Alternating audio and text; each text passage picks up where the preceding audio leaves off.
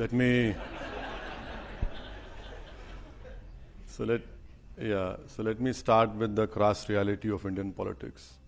That is, you should come out of this false assumption that India has two national parties.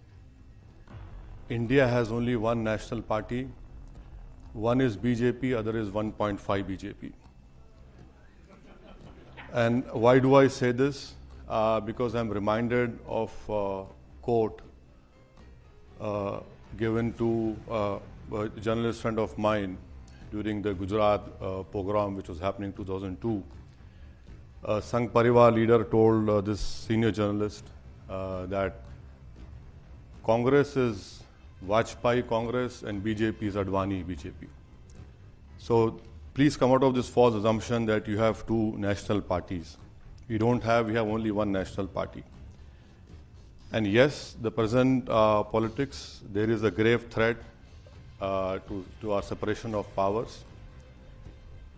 Earlier also, I cannot say that the earlier regime of Congress or UPA didn't try to weaken separation of powers, but now in the present day, there's a grave threat to that separation of powers. Thirdly, if you have a grave threat to separation of powers, when executive has to be independent, judiciary has to be independent, legislature has to be independent. Unfortunately, what we are seeing now is that you have this overpowering executive which wants to control the legislature and the judiciary. You must have read, sitting in Harvard or sitting in USA, that how 4 senior Supreme Court judges had to do a press conference and basically have to plead with the people of India, please save the democracy. And then you have this great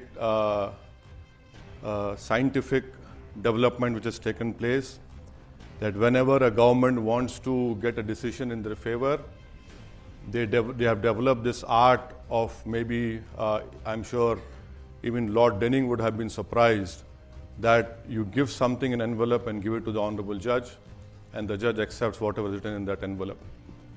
So there is a grave threat. I am not demeaning the judiciary, because in the light of what happened in a recent case, whereon it was proven wrong, there is a grave threat to our separation of powers because of present-day politics practiced by the ruling party.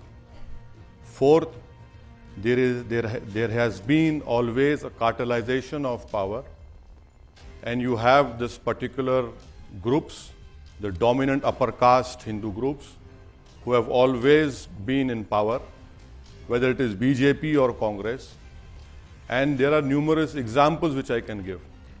Fifth point is, because of this cartelization of power, the present-day Indian politics is not what XYZ can deliver in terms of justice, in terms of fraternity, in terms of liberty, in terms of equality, which our forefathers had enshrined this in our preamble. But now the race is who can be a bigger Hindu. So if you are a bigger Hindu, you are definitely going to get a constitutional post. That is the reality of the present-day Indian politics.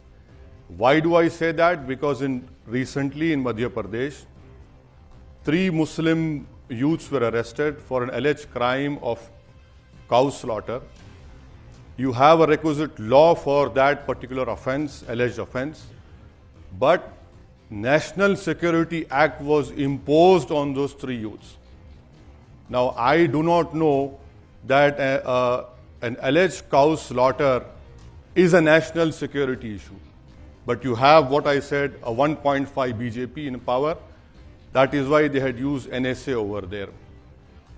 So then you have a 7th point. You have these dominant caste groups, whether Patels, Gujars, or Marathas, who want reservations.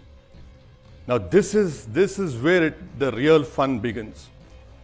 When the dominant caste groups are feeling vulnerable, they want a share in development.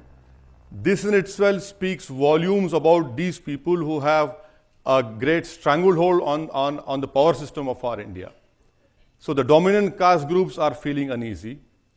So the Supreme Leader, our Prime Minister, decided that why only dominant caste groups? I'll give 10% extra to the economic weaker section, to basically to the upper caste Hindus.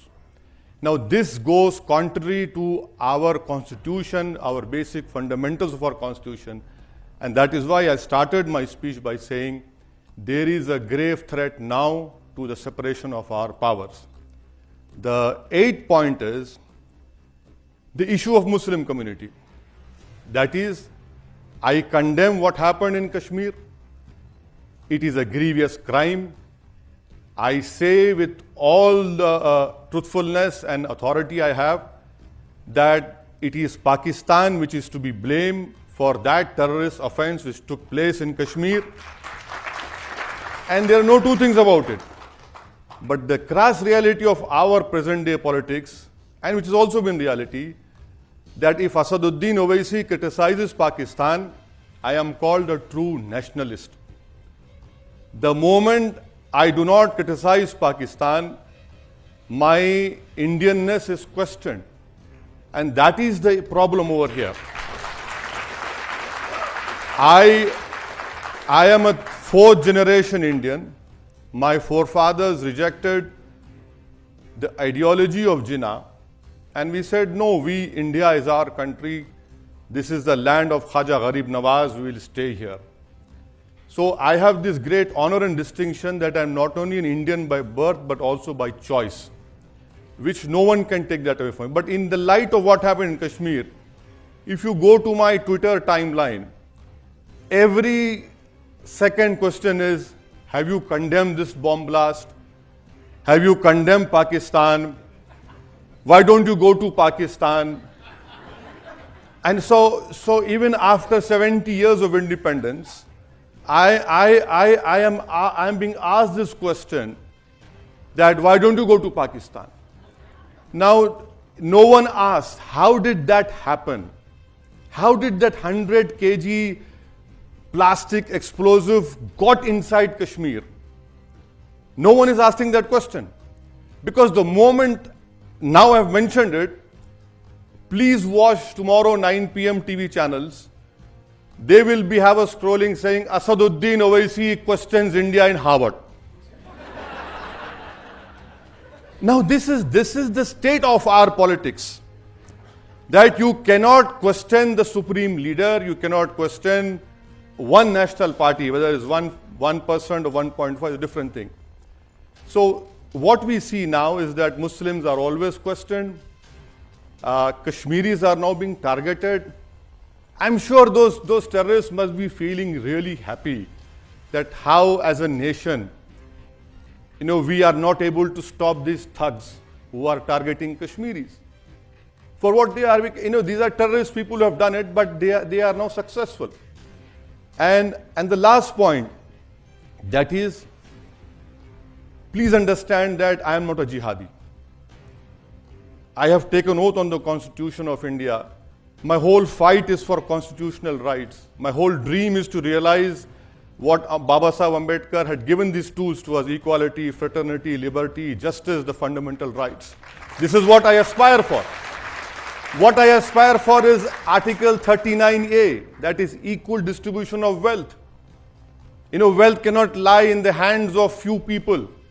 And then you cannot come and tell me, celebrate India. No, I cannot celebrate, because the wealth has to be distributed. That is what the directive principle of our Constitution, Article 39A, talks about.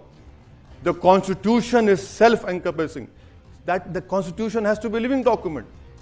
Now, please understand that you had if I'm not wrong, in Boston you had a race and a marathon ride, and you had 2 terrorists who had bombed. Now, we live in India. We are more closer to those stupid fellows who have this ideology. It is very easy for an Indian Muslim to take a bus from Azamgarh and go to Kashmir. But in last 70 years, you have only 25 cases where Indian Muslims went and joined the jihad. You have people from US who have gone and joined ISIS. You have people from Great Britain, from all those so-called developed democracies, but you have only confirmed cases of 29 Indian Muslims who have gone and joined ISIS, and out of that 20 who were not from India but who were studying abroad. So my whole issue is that the politics that is being practiced right now in India, and also before also, but it is now more into your face, is that how bigger Hindu you are, and that guarantees you electoral success. That is the crass reality of our, unfortunately, of our democracy. Come election, parliament election, you will see more of this. The citizenship bill was a great example of what I have just told you. Another example which I can say with Rahul Gandhi being called as a Janyodharu Hindu. Now for me, who is not part of the Savarna system, where do I go? So I am in a limbo state, because Shri Rahul Gandhi is a Janyodharu Hindu, Shri Narendra Modi is a Hindu nationalist. Now I believe in Indian nationalism, which is inclusive, because this is what the Constitution wants each and every Indian to be, an Indian nationalist, not to be a Muslim nationalist, not to be a Hindu nationalist. You know, so that is why I say that the whole present day politics is only geared up towards majoritarian form of democracy, which has to be stopped. And I hope, and I'm working, and an earnest desire is that the next government which comes into existence in May, June would be a non-Congress, non-BJP government, which will reflect the diversity and the pluralism of our country, which is the ethos of our country.